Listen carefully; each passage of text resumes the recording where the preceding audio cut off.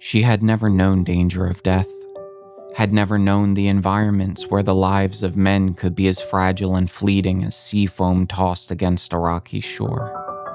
She belonged on gentle earth, in that secure and peaceful society where she could be young and gay and laughing with the others of her kind, where life was precious and well guarded, and there was always that assurance that tomorrow would come. She belonged in that world of soft winds and a warm sun, music and moonlight and gracious manners, and not on the hard, bleak frontier. Hey guys, Todd here. Before we continue, if you could hit the like and subscribe button, I'd really appreciate it. I'm trying to combat the algorithm and expand the reach of the channel, and every comment inches me one step closer to taking over the Galaxies. The story opens with a pilot named Barton alone on a small vessel called an Emergency Dispatch Ship, or EDS for short. These are tiny vessels carried aboard larger interstellar cruisers.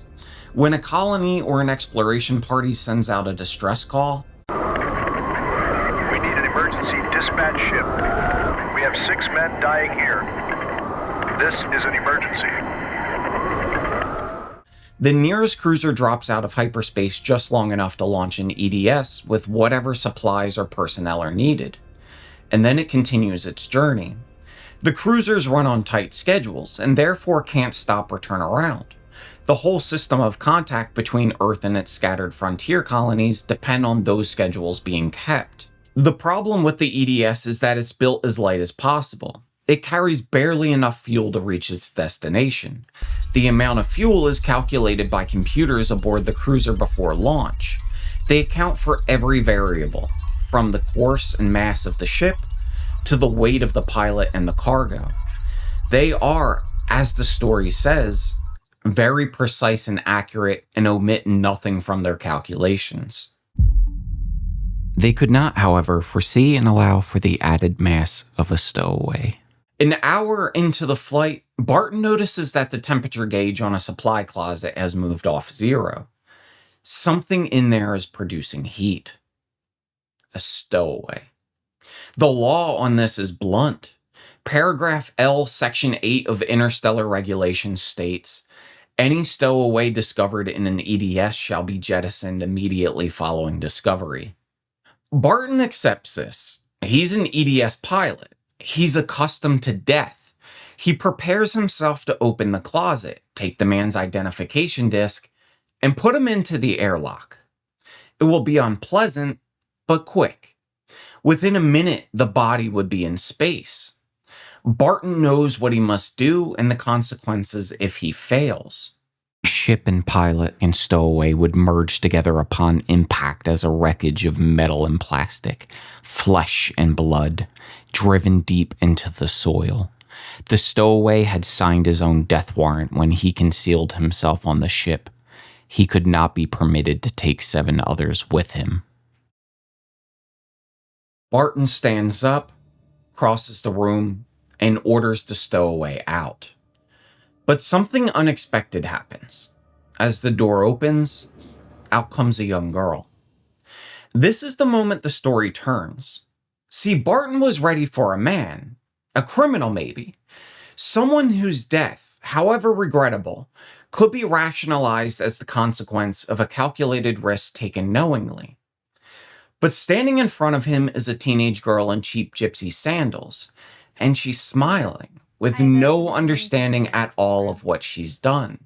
We come to learn Marilyn stowed away because she wanted to see her brother Jerry. She hasn't seen him in over 10 years, and now she's 18. She knew she was breaking some kind of regulation, but expected a fine that she was willing to pay. She even offers to cook and clean and do nursing work in order to earn her keep. She had no idea that this ship carries fever serum for 6 dying men, and that the fuel is calculated to the gram. She didn't know that her 110 pounds could kill everyone. Not just Barton and herself, but the 6 men who needed the serum to survive. And this is where the story becomes something more than a plot. Godwin isn't interested in suspense. He tells you the outcome in the 3rd paragraph of the story. The girl is going to die. There's no trick ending or last-minute rescue. We get a tense atmosphere and look into what it feels like to be trapped inside a situation where every person involved wants a different outcome. But the math won't allow it. Barton contacts the Stardust, the cruiser that launched the EDS. He knows the call is futile before he makes it, but he can't bring himself to put her in the airlock without trying. Commander Delhart answers. When Barton explains the situation, the commander's gruffness disappears immediately. I see. All the curtness was gone from the commander's voice. So you called me in the hope I could do something. Without waiting for an answer, he went on. I'm sorry, I can do nothing. This cruiser must maintain its schedule. The life of not one person, but the lives of many depend on it. I know how you feel, but I'm powerless to help you. You'll have to go through with it. And that's when Marilyn begins to understand. She's not making it out alive. What did he mean to go through with it? To jettison me? To go through with it? What did he mean? Not the way it sounded. He couldn't have. What did he mean? What did he really mean? Barton tells her the truth, and her response is the most painful line in the story. You're going to make me die, and I didn't do anything to die for. I didn't do anything. That line cuts to the core of what the story is about. She's correct. She didn't do anything to deserve death. She broke a minor regulation out of love for her brother. On Earth, this would be nothing. A fine and maybe a scolding. Barton doesn't blame her for her ignorance, but acknowledges that on the frontier, where the laws of space are hard and relentless, ignorance is a death sentence. Not because anyone wants it to be, but because physics doesn't care about what anyone wants. The story lays this out clearly. The EDS does not have enough fuel to carry her weight. If she stays, the ship will run out of fuel before it can land. It will crash. She and Barton will die, and the 6 men waiting for the serum on Woden, they're going to die too. 1 life or 8. That's the cold equation. It's not even a moral choice. It's arithmetic.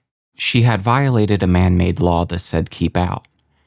But the penalty was not for men's making or desire, and it was a penalty men could not revoke. A physical law had decreed H amount of fuel will power an EDS with a mass of M safely to its destination. A second physical law had decreed H amount of fuel will not power an EDS with a mass of M plus X safely to its destination. To me, that passage is where the full weight of the story lands. Marilyn is not being punished by people. She's being punished by the nature of the physical universe. And that is what makes the story so disturbing. You can't appeal to physics, nor negotiate with a fuel gauge. There's no authority to petition, no mercy to be granted, because the thing that is killing her, it's not a person or a government. It's simply a number. Barton does the only thing he can do. He reduces the ship's deceleration to a fraction of gravity, essentially burning fuel more slowly. Oh, we stopped accelerating, haven't we? Why'd you do that? To save fuel for a little while. This won't save her, but it's going to buy them some time. He asked the computers on the Stardust to calculate exactly how long she can remain on the ship before the wait becomes fatal. And the answer comes back that she has about an hour to live. And this is where Godwin does something that I think is interesting. He gives her that hour. The rest of the story is almost entirely a conversation between Barton and Marilyn. There's no real action or plot twists, just 2 people in a small room with a clock running down. She writes letters to those who love her, to her parents and to her brother, and the entire time the pilot watches her. She was a lonely little child trying to say her last goodbye, and she would lay out her heart to them.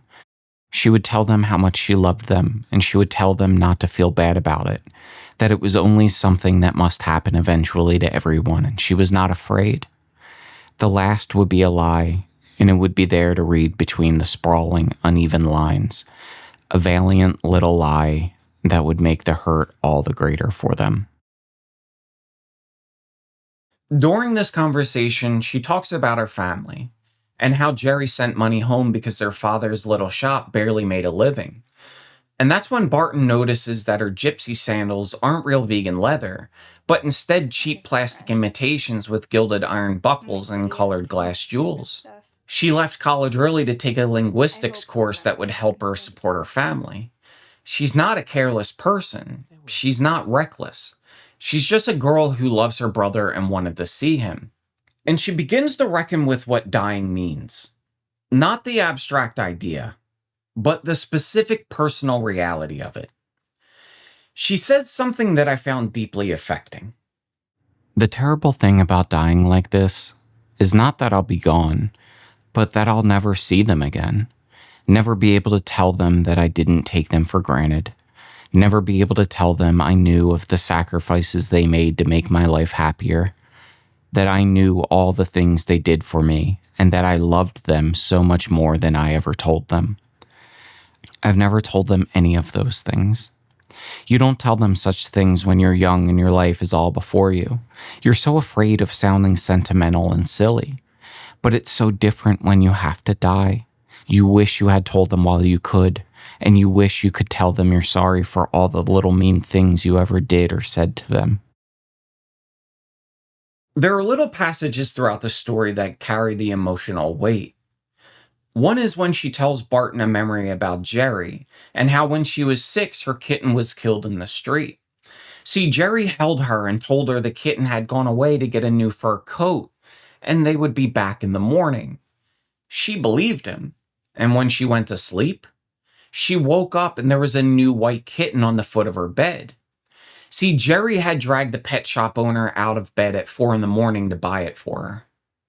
And it's these little passages that really lend themselves to you feeling about Barton and the situation he's in, but mostly about Marilyn and the life that she had and the life she's leaving before her.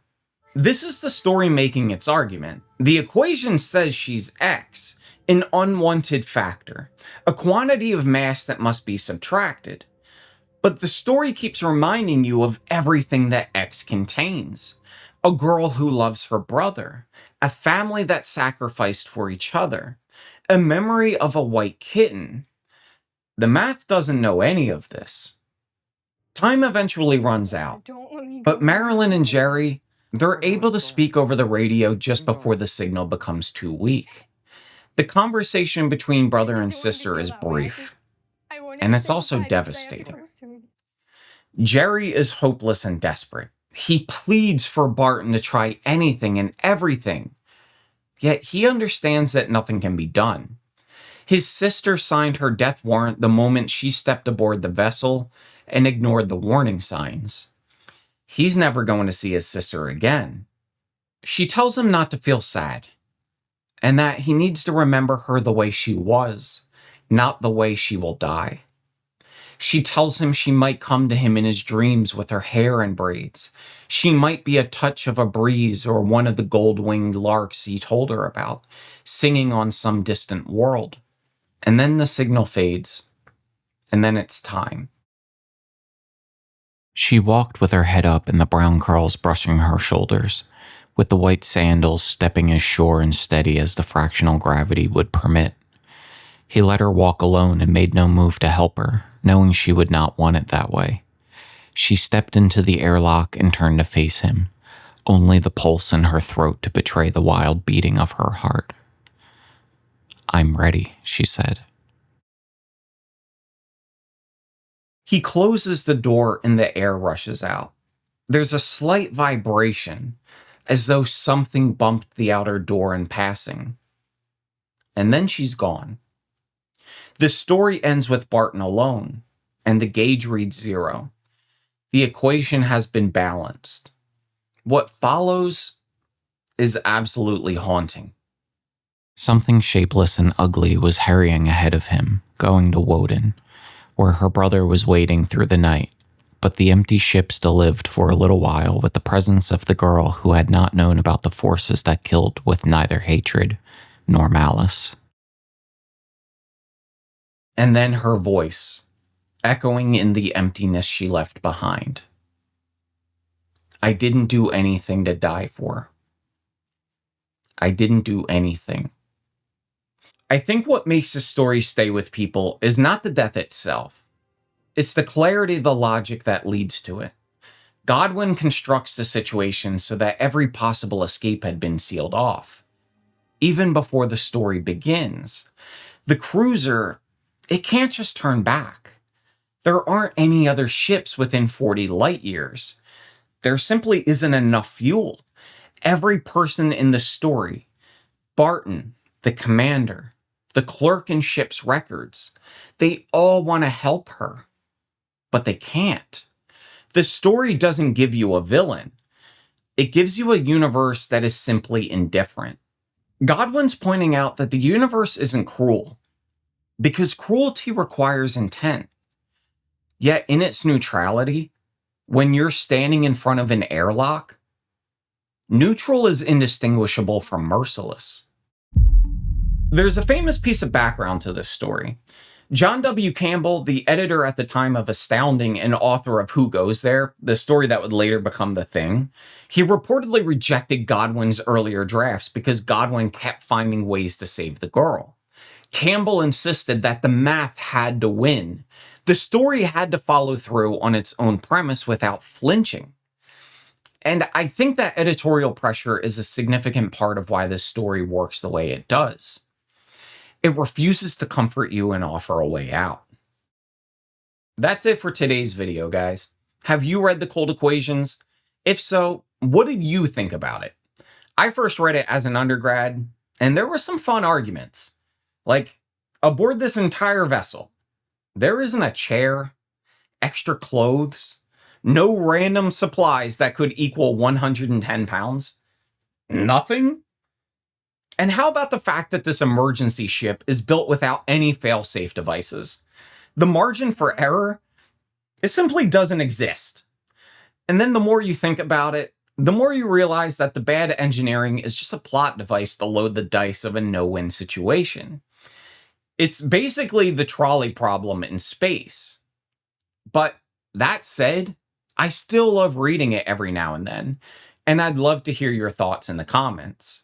Thanks so much for watching. If you haven't already, please hit the like and subscribe button for more sci-fi videos.